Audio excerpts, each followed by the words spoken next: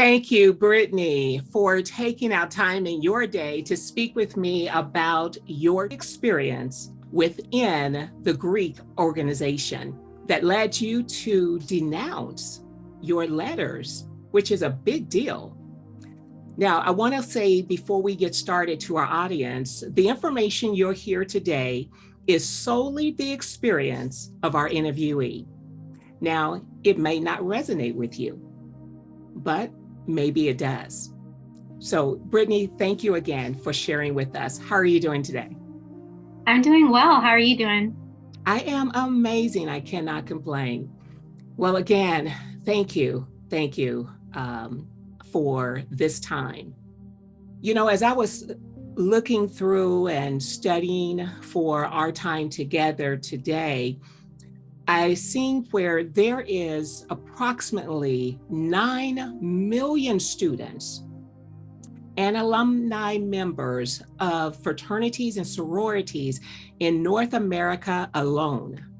According to the National Pan-Atlantic Conference for Sororities and North America Infraternity Conference for Fraternities, 717,647 undergraduate students were enrolled in Greek life in 2021 and 2022 school year. That is huge. And when we talk about sororities of our organization, we talk about the D9, the 9 organizations that represent this huge number. Now, Brittany, when I think about fraternities, and as I did research, what I seen was fraternities and sororities are not just this big social club. Rather, they are focused on service, academic achievement, brotherhood, and sisterhood. So my question to you, Brittany, as we give you this opportunity to share your truth, one of my first questions is, growing up, did you always have a desire to be a part of a sorority, or was it your heritage, or maybe just a friend that told you about it? Tell us what led you to the sorority you were a part of. So I actually joined Alpha Kappa Alpha Sorority Incorporated, and I come from a lineage of AKAs in my family line. So I think that seed of interest was planted through familial influences, of course. And that's pretty much what I grew up. That's what I grew up knowing, you know, and I grew up around that.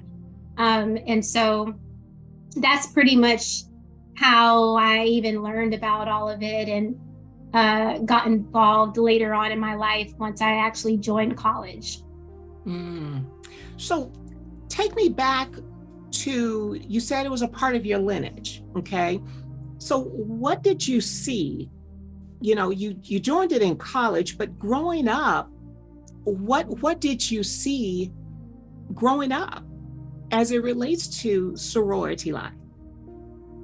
I saw the like pretty stuff, like the things that pretty much catch your eye. So the things that really stood out to me was that, you know, you're seen as pretty, you're seen as an attractive woman. Also the things that piqued my interest based off of just what I've seen over just our generation, you know, the racial tensions in this country. So one of the other things that they kind of, I guess, what's the word, like pitch to you is that it's also a means of uplifting the Black or what is known as the Black community as well.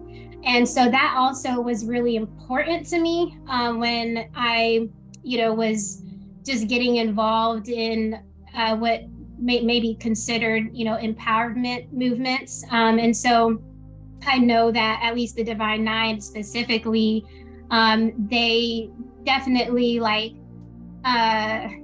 what's the word? Like they definitely kind of pitch that as like one of the things that they uphold. That's like really important, you know, because we have what Martin Luther King, he was an alpha. You know, we have others that, you know, were also in these organizations and they're held up in society in high regard as leaders, as examples of success. And so, you know, that was another thing that was really big for me. And so I thought that I was joining something that was actually gonna, you know, help our community, help our nation of people, to kind of come out of what we see prevalent in our communities, you know, poverty and, you know, just sickness and disease and, you know, just, you know, being the borrower and not the lender, you know, those things that are listed out, you know, in Deuteronomy 28.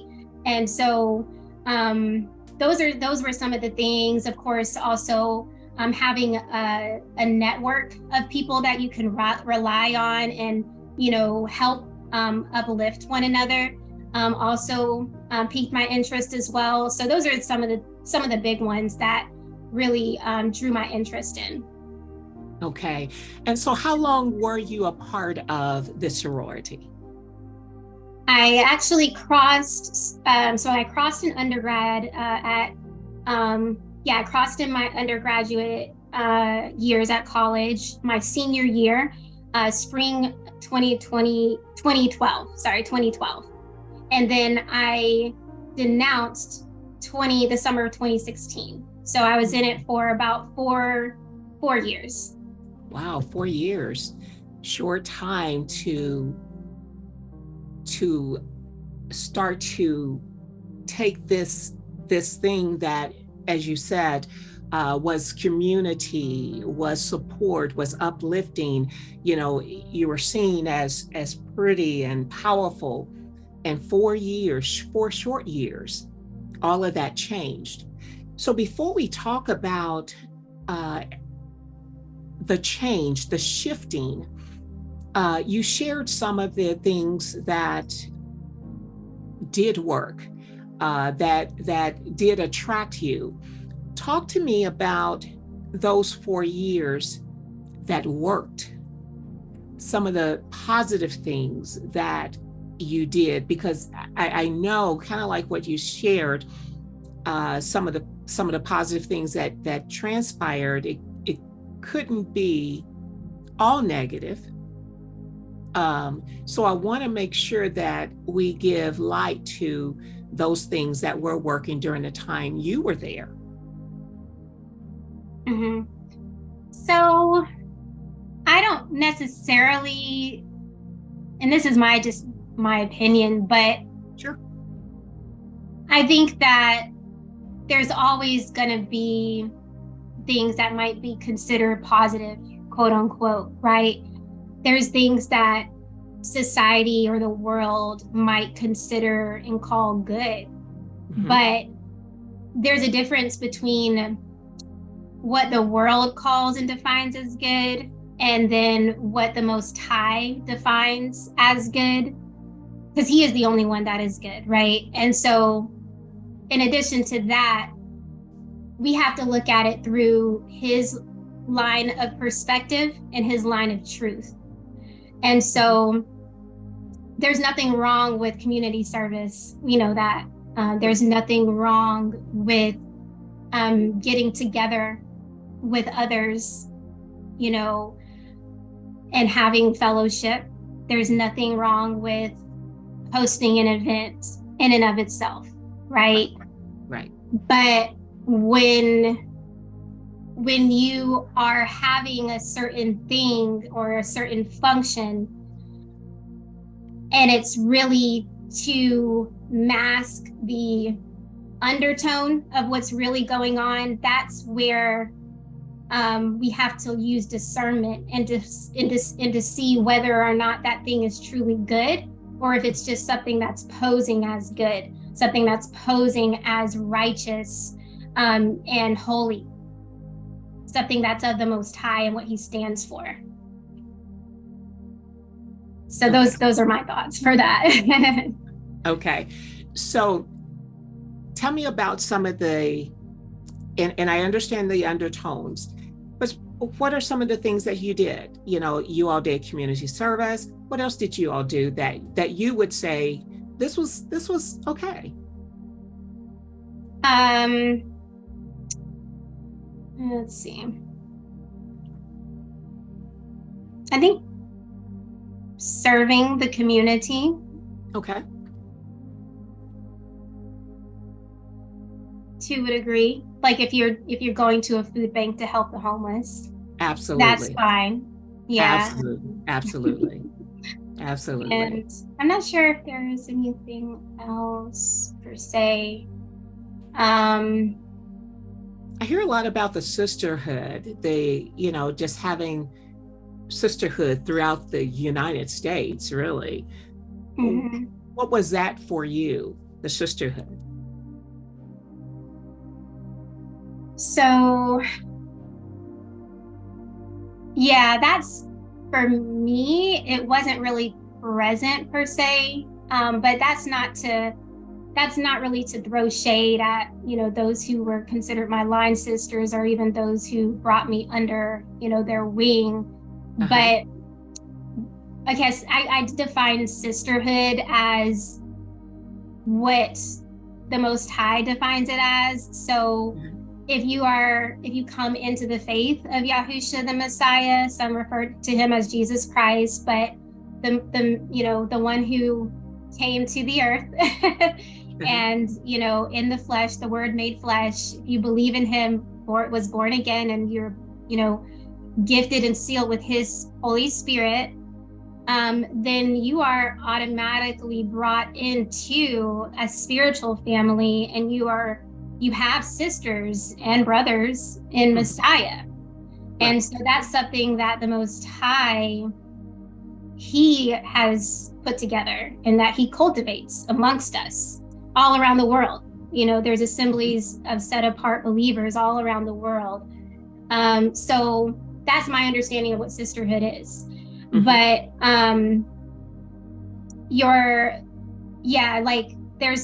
there's always a counterfeit to the things that are legit and valid in what the Most High defines and what he says is.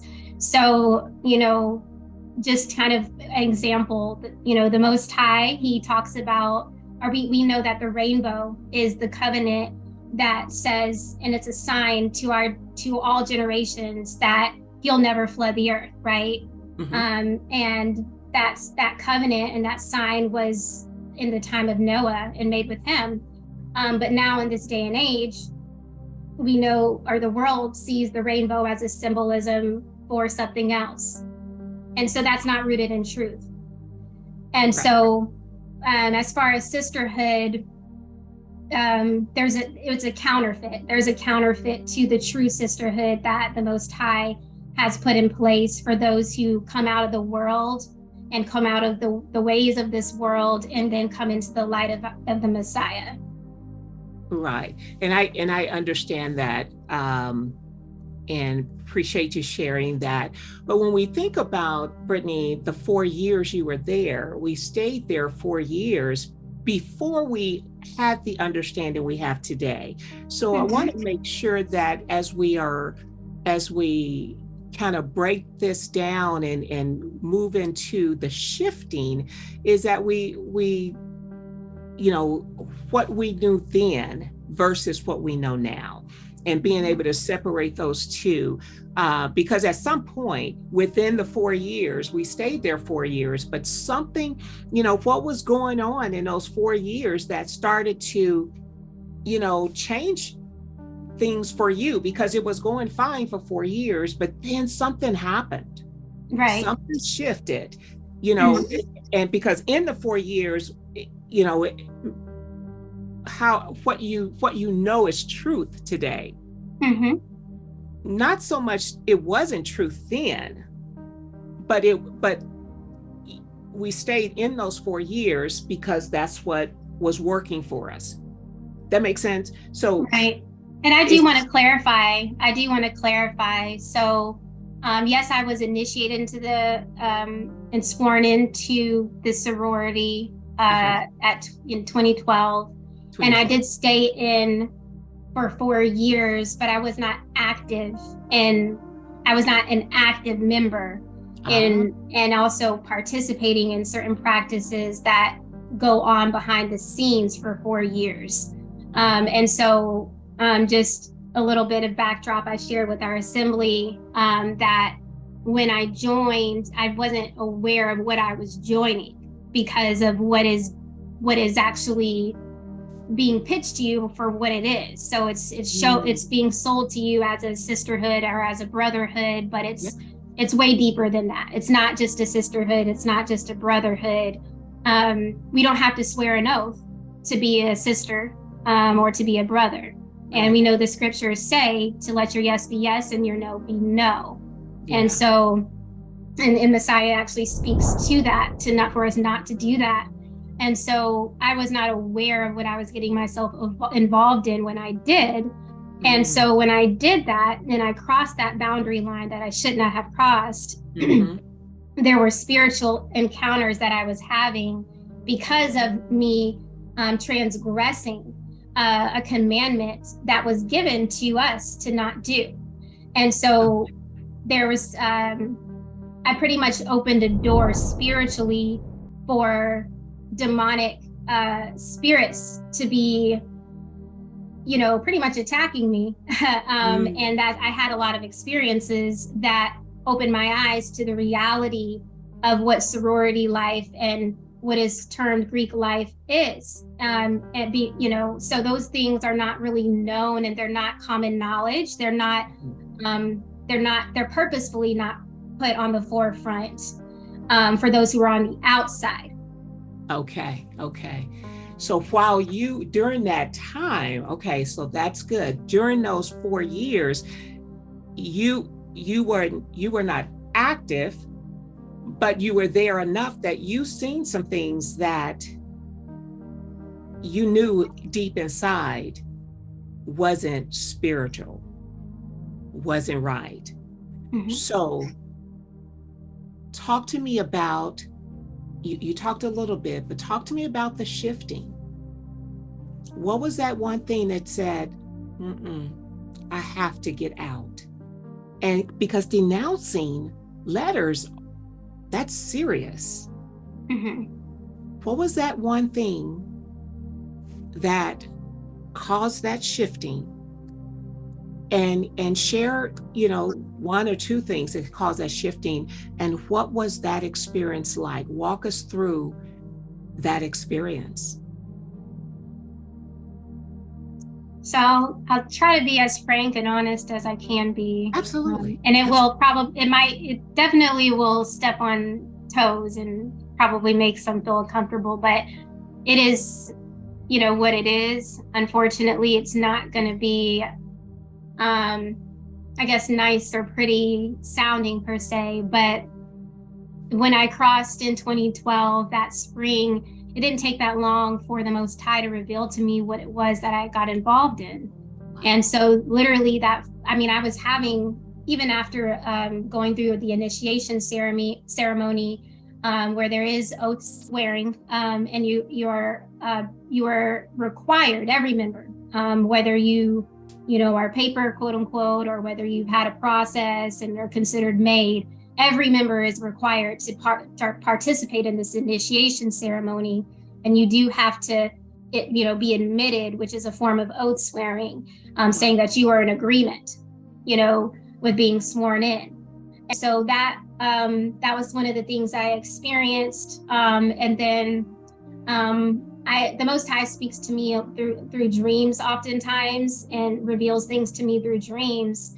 And I was having just very, very odd, like, encounters with the spiritual realm that I was not having and had not ever had before I joined the sorority. And so I was having it was a lot of spiritual warfare that I was experiencing after I had crossed into the sorority. And then that fall, the Most High I was receiving a lot of dreams that were revealing that what I was involved in was demonic. It was of Satan. And there was 2 dreams that he revealed to me, that I was in a demonic covenant, and that pretty much if I did not get out of what I was involved in, that it was going to lead me to a point of no return and complete darkness. Because I actually grew up as a believer in the Messiah, even though I was a babe in Messiah, and I did not understand, all of what I understand now as it pertains to being a set apart believer and, coming out of certain things. I did profess my faith, and I did have an honest conversation with the Most High one-on-one when I heard the good news, and I professed my faith honestly. And so I was a believer, but I was lukewarm and I was compromised. And so when he actually gave me the words that I was involved in devil worship, and that there was black magic being practiced amongst our chapter. And I don't know if that's, commonplace or that's standard for every chapter, of the sorority life or the sororities, but that's what he spoke to me. I had a dream where there was a large serpent encircled around me and my line sisters, and he was just giving me the interpretation and understanding that I was in a satanic soul tie with my line sisters. And then I had another dream where I saw myself following behind my sisters, line sisters, and we disappeared into complete darkness. And so that was enough for me to take a step back. And so what I did in fear was I started to remove myself, and I did distance myself from my line sisters and my chapter, because I got that revelation from the Most High directly that this was not what his will was for my life. And if I continued down that path, it was going to be utter destruction for me and my soul. And if I also led others in that same path, that I would also be accountable for those souls, right? And so, the scripture says that if, it would be better for there to be a millstone tied around your neck and you dropped into the ocean than for you to lead one of these little ones astray. So that's talking about people similar to me, where you might be a babe in faith or babe in Christ, as someone might say, but you don't have that discernment. You haven't gone to the meat of the word, and you haven't gone on to those, more mature things in the faith. And so what Satan, our enemy, our adversary, has done is he has planted snares, and they're purposed to lead the little ones astray. And he's done that, through false prophets and false teachers. And then there's, organizations where you have to literally transgress one of the Most High's commandments just to be involved in it. You have to get into a covenant with Satan himself, whether you know it or not. And so you are in a position where you're compromised. And so what I did was I separated myself. I knew that ultimately I had to denounce, but because I was not bold enough at that point of the juncture, because I was not, I did not want to, just to be honest, I did not want to face the scrutiny of joining the sorority and then denouncing literally a couple of months later. So I put off the inevitable. And so I was initially not obedient, and I don't endorse that, of course. And so I was walking through my journey of, ultimately repenting and coming out of that. But I tried just being kind of inactive, meaning that you're not paying your dues, you're not, doing these acts of services. I just kind of took a back seat, and that's how I took. That was my initial, response. But unfortunately, I was still in a covenant with the enemy, and so that door was still open. And so when I went on to grad school at Howard, I ended up getting blackballed because I was pretty much showing signs that I was not really down, with what's going on.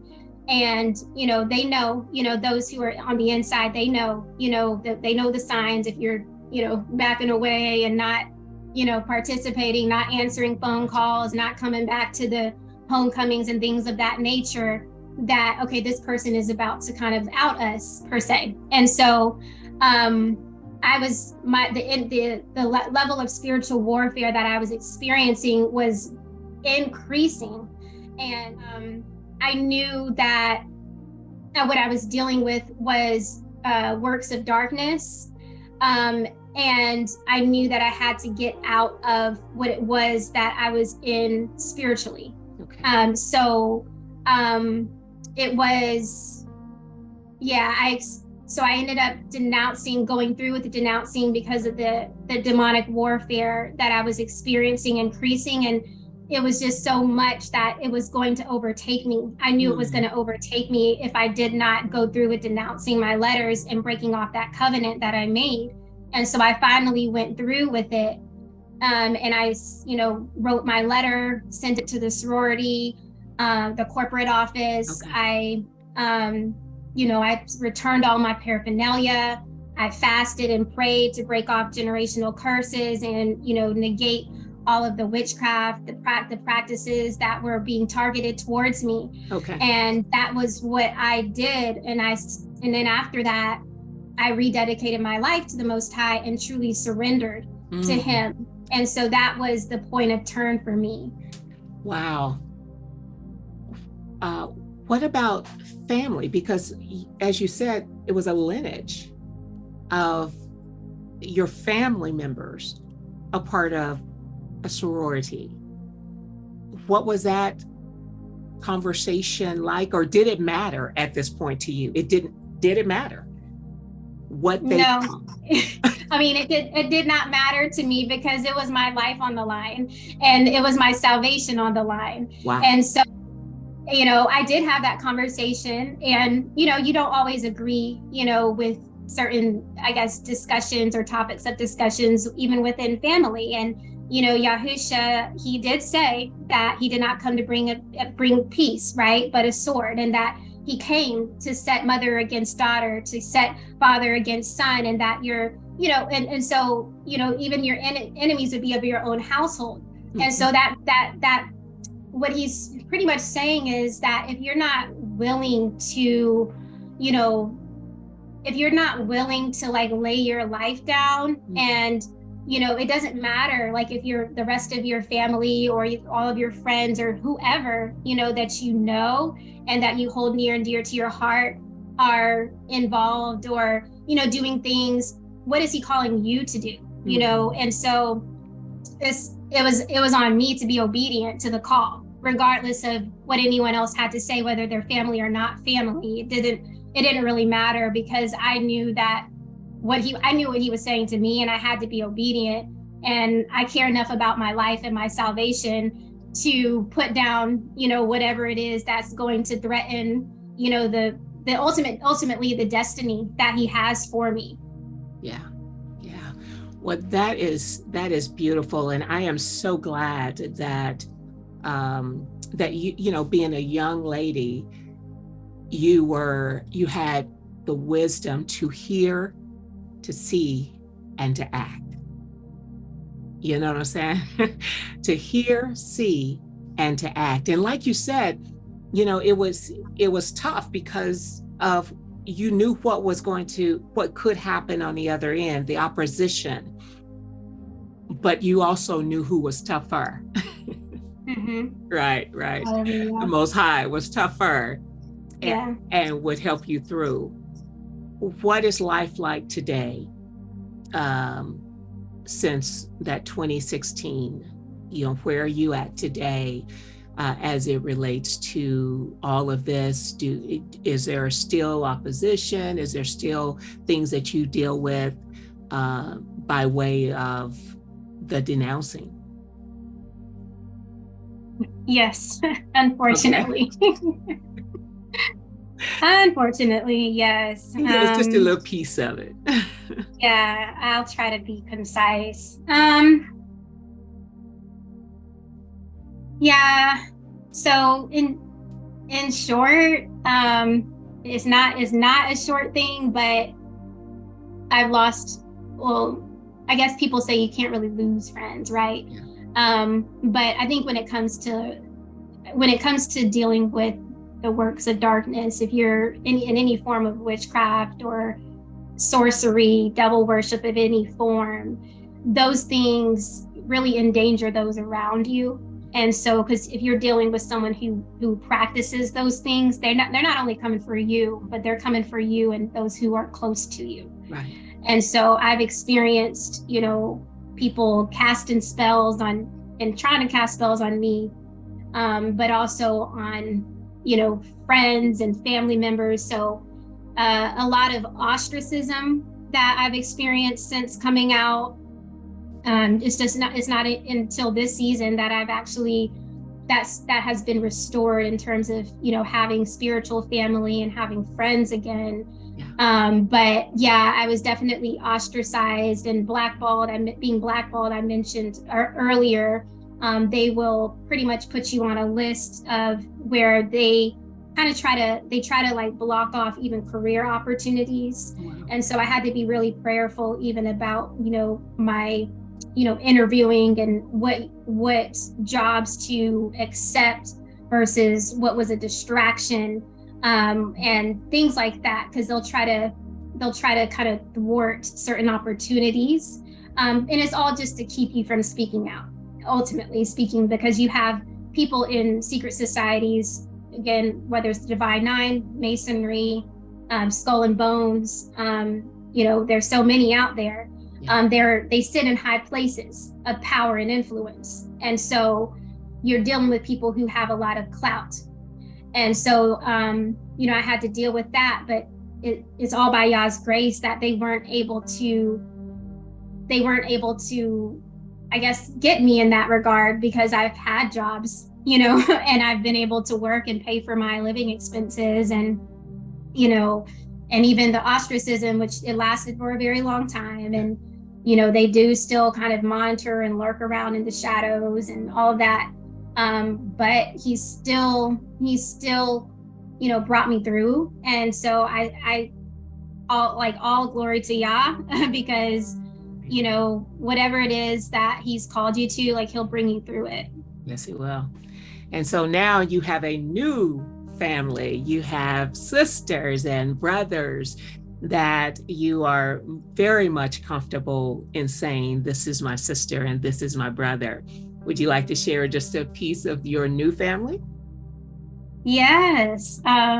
So the Most High has led me to the Assembly of Yahuah. And if you're not aware, the creator of the heavens and the earth, the creator of our being, his name is Yahuah, and his son's name is Yahusha. And so pretty much we are just an assembly of believers who believe in the Most High. We believe in the scriptures from Genesis to all the way through Revelation. And we're just pretty much called to live and to serve him and to do it in righteousness and, just bring all glory to him. So I'm a part of that. I'm a part of this assembly now, and it's just a spiritual family that I am able to learn and grow with right now. So I'm really grateful for that. Awesome. Yeah, we're glad to have you a part of the family. Now, Brittany, as we kind of come to a close and make a transition, this year, is 2023, but many college students will be pledging to have their name added to a sorority or fraternity, whichever it is.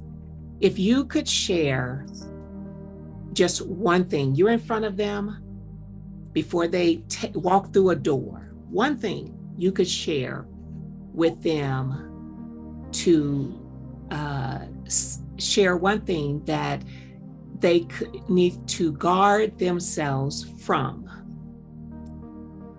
and they are listening to you, what is that one thing you want to tell them? That is a hard question. And this is for ones who have already made the decision to pledge. They made the decision, but it's not signed. Not signed. It hasn't been signed yet. Their name is not in the book. They're getting ready to walk through the door, but you're in front of them. What would you want them to know? What would you want to say? The thing that comes to my mind is, what God do you serve? Because, there's many gods, quote unquote, right? But there's only one Most High. So, do you know the Creator? Do you know who the Most High is? Do you know what He stands for? Have you chosen to serve Him with your life? Because He has a standard. And so if you've chosen to serve Him with your life, then understand and know that there are certain things that you must give up in order to follow Him through belief in His Son. And so I would kind of start the conversation that way and kind of go from there, because you can't serve two masters. Beautiful. It's very nice. Very nice. Well, thank you for taking out time to share your experience. And I know that there's a whole lot more to your experience, but thank you for wrapping it up into a nice little box for our listeners to hear. And, again, as I said earlier, someone that could be listening right now may have resonated with what you spoke about today. Is there anything that I have not asked you that before you joined the interview, you said, "Oh, I really, really, really want to share this with Marsha"? Is there anything I didn't ask you that you want to share that I just didn't ask you the question for you to share? Well, I was going to touch on the organizational structure of Masonry, just for understanding for those who don't know, or not aware, because on the lower level, like the Divine Nine, a lot of people are brought in through deception.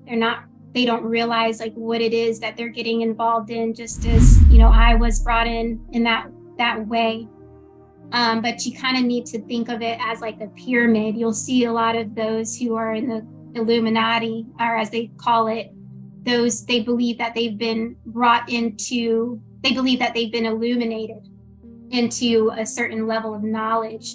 And that knowledge is through the false light of Lucifer, also known as Satan. His name means light bearer. And so there's elites at the top though, and they pretty much call the shots in terms of how things go on, how things are even managed from the top down to the bottom. And so there's powerful people at the top that know what they're doing. And even with regard to our nation as a people, and even purposefully, leading us astray from the truth of Yah, the truth of the Most High. And so, this is the season of exposure where Yah is actually exposing Hasatan, or Satan's kingdom, and his agents. And the time is now. So I don't want people to be too like harsh on those who might be not aware, or might not have initially have been aware of what they were getting involved in. There has to be a certain level of grace extended, because some people will repent. Some people will come out of these practices, and we have to, understand that, but that time is now. So when Yah brings the truth out about these things not being of his kingdom, then now it's your turn to respond in obedience. So that's pretty much what I wanted to say.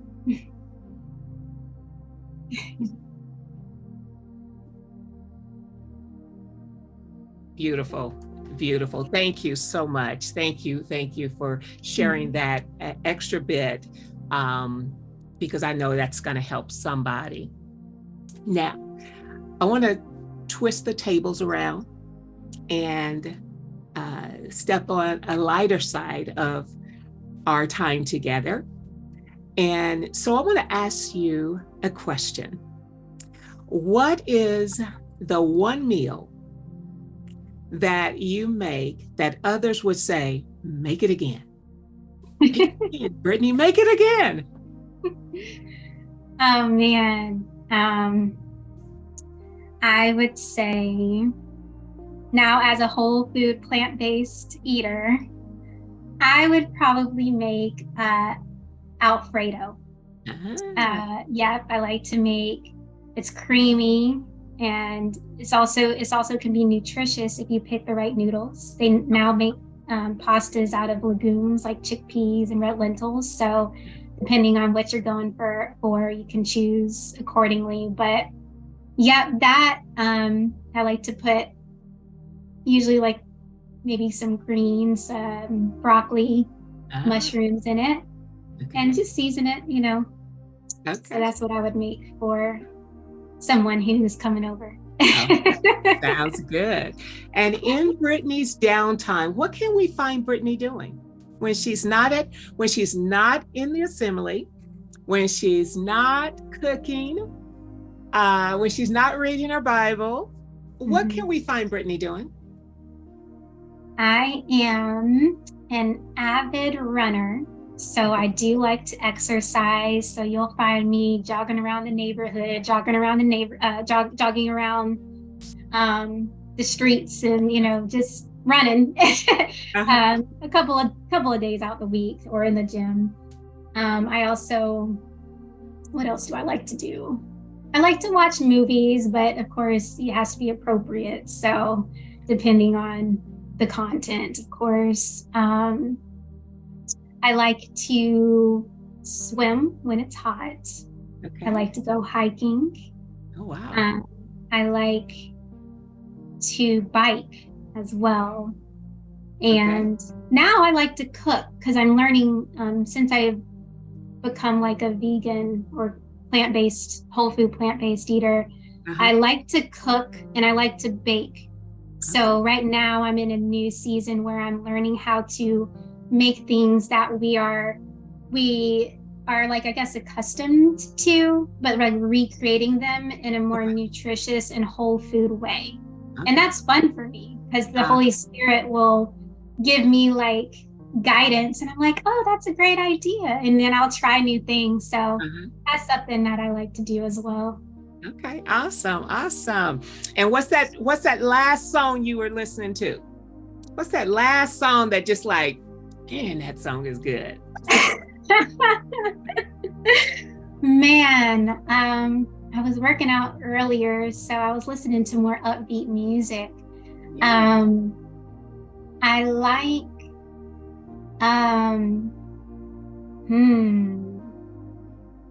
Don't think about it. What was that last song? Hit it. I don't know if I can sing it, or because it was a rap. It was like I don't know if you've heard of Eshon Burgundy, but I really like his song. I like his song Mansions. And he actually just came out with a new album called Lost Sheep. And so it's about, the lost sheep of Israel. And so he's ministering through that music. But I like, I like the song Mansions. I can't sing it for you though, but it's a good one. He's talking about just some of the things that are like put out, I guess, as like Christian faith, or even just in general, like false doctrines that have been taught and like put out, and dismantling that, through his music and through the art of, poetry. And I love that, because he's still like articulating truth, but it's very creative, and it's a great way, I think, to reach those, who are lost. So Awesome. that was one of the songs that I did listen to earlier today, and I was jamming to it. All right, all right. Well, good. Well, sounds awesome. Again, Brittany, thank you for taking out your time to talk with me on today, to speak truth, and then also to share the lighter side of what you like to cook, the music you like to listen to, as well as what you do when you're not serving the Most High. Well, you serve the Most High 24/7, but you know what I Yes, that's right. So, again, thank you again, Brittany, for your time on today. And that would be the end of our conversation today. Thank you. Wow, it's so beautiful to behold how the Father works in each life so differently, so beautifully. We thank Sister Brittany for sharing her testimony today and what she's gone through, what Yah has rescued her from, and her admonishment and warning to others who aren't aware of the dangers of sororities and how the enemy uses those things to get a foothold in our lives. And she's living proof that it's possible to break free from that and live a set-apart life with Yah's help and strength, all esteem to his name. Thank you, Sister Brittany, for bravely, candidly, and clearly sharing your story with us. Thank you, Sister Marsha, for helping to bring out her story. And thank you to those of you who are listening. If you feel led, share this testimony with someone else, especially if it's a family member or loved one involved in a sorority.